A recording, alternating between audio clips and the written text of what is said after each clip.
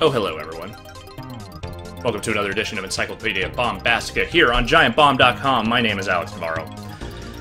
And today we're going to play one of my favorite driving games of all time, in Top Gear, the Super Nintendo Entertainment System, courtesy of Kemco and Gremlin Graphics, a studio that is no longer around, but they did bring us Top Gear, so bully to them. As I said, this is a racing game, pretty simple one, as all things from this era generally tend to be. I will put in my real name, because that is how I roll. Came out around 91, 92, so this is one of the earlier SNES games. I don't think I played it until at least a couple of years before it came out. You have 4 cars to choose from. There's this red car, this purple car, this blue car, and this white car. But in kind of a maybe cruel twist of fate, strange happenstance, there's really only one car in Top Gear, and it's the white car. For reasons I will explain later on, there's really only one choice. The game actually had a pretty decent progression to it. There's 4 courses in each region. There were 8 regions here, as you can see. But if I wanted to skip ahead, I would need to know the passwords for each region, because it's a game that used a password system, as many others of the era often did. Set that to miles per hour, because goddammit, this is America's weekend, and here in America, you use miles, not kilometers. I never like I don't like the metric system. I'm sorry. I don't care for it. Sorry, Europe. I mean, I know it's fine for you guys, and that's cool, but it doesn't work for me.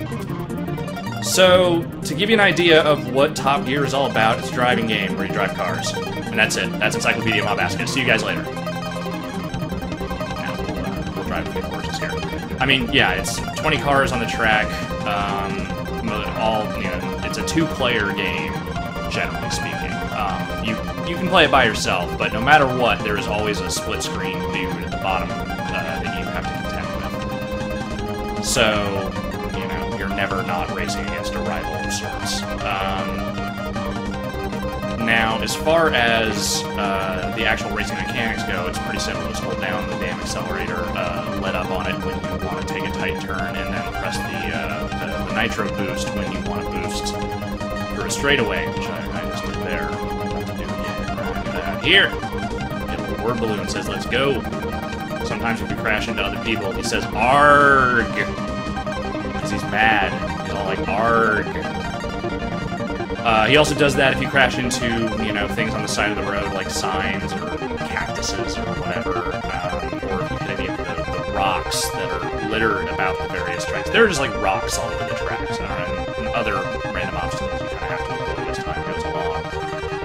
I don't know why you would ever, if you were a professional racing organization and you just had, like, rocks all over your tracks, I feel like that would reflect poorly on your management of the tracks and courses you employ for your racing. Like, why wouldn't you just say, hey, there are giant boulders on this fucking track, just get rid of them? Like, that you're gonna wreck cars that way. We don't want to wreck cars, we want to race cars. I don't know. I mean, I know there's off-road racing and rally racing. I love that stuff, but I'm just saying, these are sports cars. These are high-performance machines, clearly. I don't know why you would want to wreck a car like that, except for fun. And this game was pretty fun. I like Top Gear a lot. More fun in multiplayer, I think, than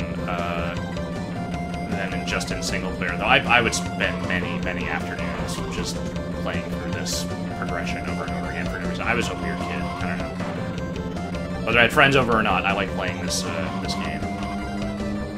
Not the least of which was because of the music, which I'm sure you've already noticed right up front here. The music in this game is phenomenal. There are only 4 tracks, really. Like, one for each of the main courses, and there's like kind of an opening theme song. But, really, it's so good. Like, all the songs are super memorable, and they would get super stuck in my head. Really good synth stuff that, I don't know, just stuck with me over the years, even if I haven't played this game in like a decade. And as soon as I heard that music, I was like, oh yeah. Fuck yeah, Top Gear music. Top Gear music is the bomb. It's the best. Other than that, I mean, you know, it's just a racing game. Cars. You drive cars. You know, the real world locales are not really that real, so to speak. I mean, you know, it's like, yeah, I'm in Los Angeles, and I know that because there's a Hollywood sign. You know, it's like when you're in Italy, there's the Leaning Tower of Pisa in the background. Like, you know, when you get to San Francisco here, eventually you will see the Golden Gate Bridge. Like, it's, you know, simple background visuals, not really anything too impressive, but at the same time, you know, the game moves really well. Like, it's got a good, like, just the frame rate and the, like, the way the environments will move as you go over hills and stuff. Like, that was pretty neat for like, 92. Like, that was pretty damn good. And for Kemco, really. I don't remember Kemco putting out a lot of games I ever cared about. I mean, I know they did a lot in the Nintendo era, but they were not a publisher I ever paid a whole lot of attention to. Even as they put out more Top Gear games, because this was kind of like their one... I mean, this was a franchise. There were a bunch of Top Gear games. I really lost track of it entirely after Top Gear 2, which is not really... And I don't enjoy as much as this one, just for pure nostalgic purposes, but it is a good game in its own right. A lot of the stuff they made later, though, was not as enjoyable, especially the stuff in, like, the PlayStation 2 era. I even reviewed one of those games for GameSpot back in the day. I can't remember which one it was. It was, oh! It was the... I think it was the last one. Top Gear RPM tuning. I don't know why I remember that, but I remember that. It was they tried to turn it into like a street racing thing, like a Fast and the Furious kind of deal, and it was really, really bad. It was around the time that everyone was kind of doing their own shitty street racing game. Like Juiced came out around that time. Need for Speed started going hardcore in the street, like, you know, the Fast and the Furious direction. And those were fine. I mean, I didn't like Juice that much, but, you know, the Need for Speed stuff, the Midnight Club stuff, that was all fine. Top Gear RPM tuning, not so much. That was a pretty shitty game. It was a $20 game, so, you know, what do you expect? This, though, turn. Don't take your hand away from the controller when you have to turn your car. It's not a smart idea. Let's go night course here. Headlights going.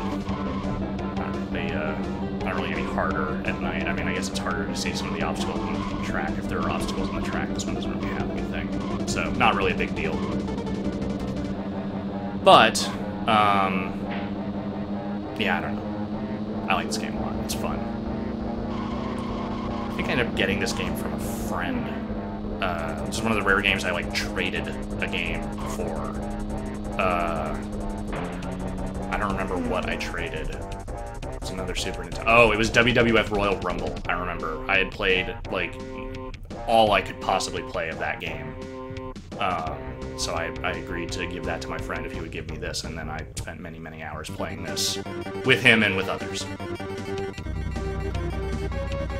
Alright, so here's where we're first going to see the real differences between the cars here. I mean, they all have different stats, like there's tire grip, there's top speed, there's acceleration, you know, all that kind of stuff that you would expect.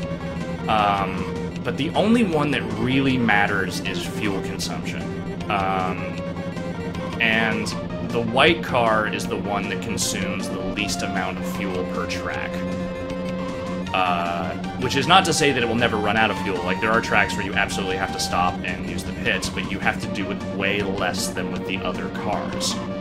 So because of that, you can pretty much just take this thing so long as you are smart about when you use the pits and, you know, don't just constantly run into other cars like I sometimes do. Like, this guy will have to stop here at some point. I will not have to stop on this track because I have the white car and I'm awesome. Is that racist? Maybe it's a little racist. I don't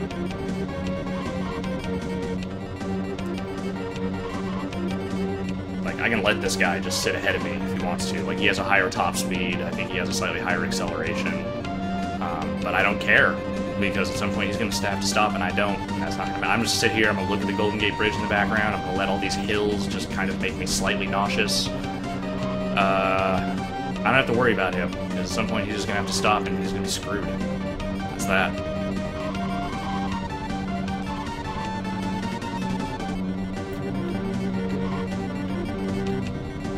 Seriously, I've had this music in the back of my mind for at least the last 20 years of my life. Even when for years I have not played this game, and at random times it would just kick up and stick in my head. It's like every time I hear a like certain Muse songs, it kicks in. I don't know, for some reason it just kind of reminds me of like some weird precursor. This is the synth. This is the heavy synth stuff. Just really sticks the same way that some of those Muse songs do. I don't know. I'm not saying that Muse got their musical inspiration from Top Gear, but hey, I don't know. Maybe they did. Wouldn't that be something?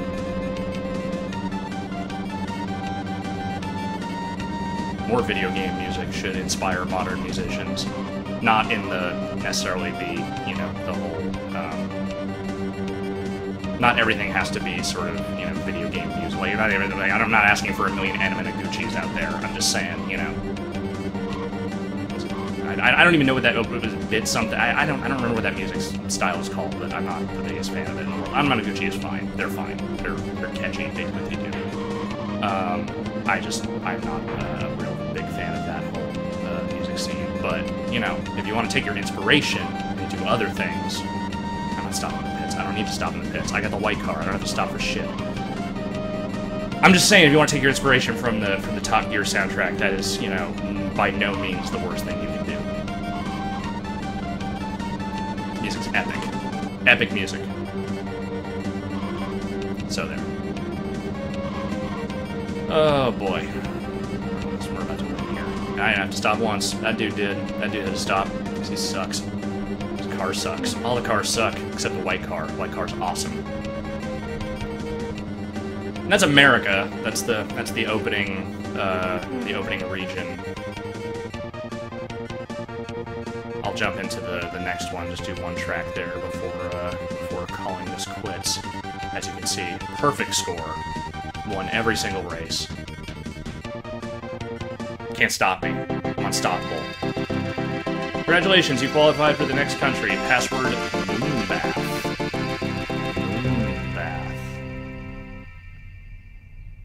Moonbath.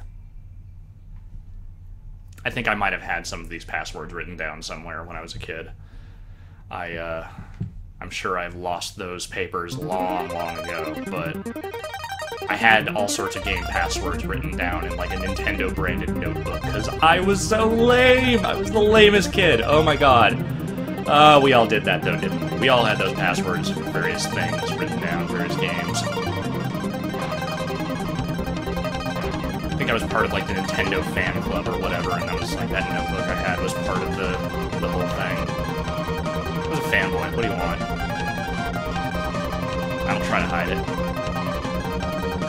Here's where things get a little bit tougher. The turns start getting tighter, you gotta be a little more mindful about obstacles on the road.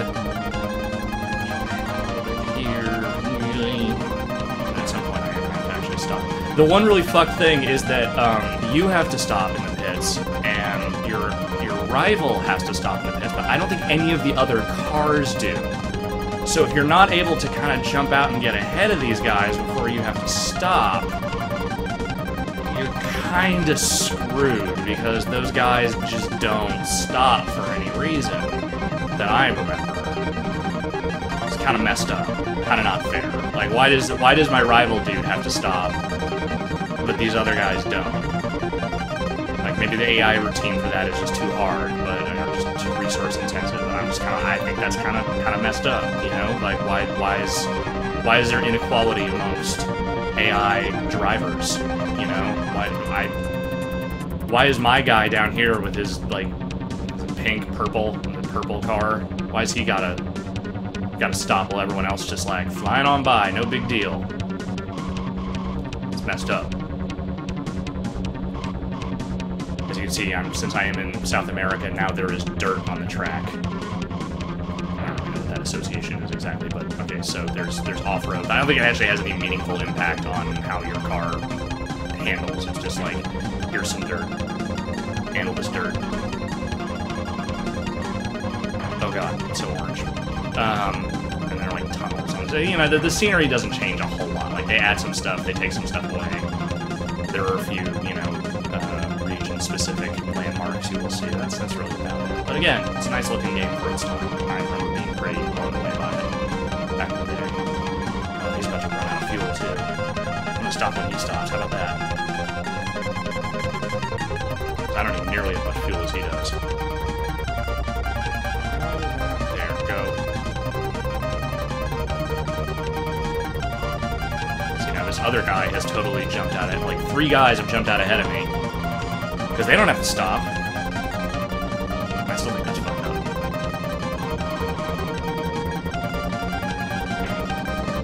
See if I can catch him. No, crashing.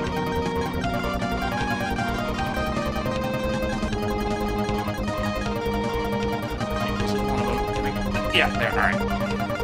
Third now. Still got 2 laps. Need these other guys. The other dude's distant 6th. He's not coming back at this point, I don't think. Not to win, anyway.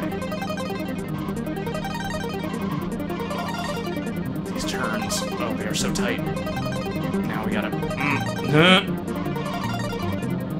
I can see this dude ahead of me. Stupid cars that I have lapped several times over now. Now I keep running into them, and that's not cool. I don't like that. Alright, that's that guy. Now I just gotta catch this first place jerk. And then I am going to win, like I always win. I always win this game. Alright. Well, I don't know. When I was practicing a little bit to do this video, I lost several races, to be honest with you. I'm not actually as good as I say I am. I am not the ultimate top tier player I make myself out to be. I'm a fraud, ladies and gentlemen. Remember when I said that guy wasn't coming back? I lied. Oh, that was unfortunate. See, I'm not. Oh, but he might run out of fuel. Oh, wouldn't that be funny? He's gonna run out of fuel. He's totally gonna run out of fuel. That happens sometimes.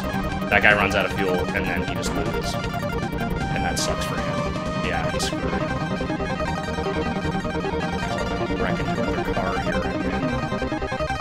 Still made it though. He still kind of rolled in there on fumes, but yeah, he ran out of fuel long before victory. That's kind of Top Gear in a nutshell. It's a good racing game. I don't know where you could even find it anymore, but if you could find it at a flea market or something, you got a working Super Nintendo. By all means, check out Top Gear. It's a damn good game. I will see you guys on the next episode of Encyclopedia Bombastica. Catch you later.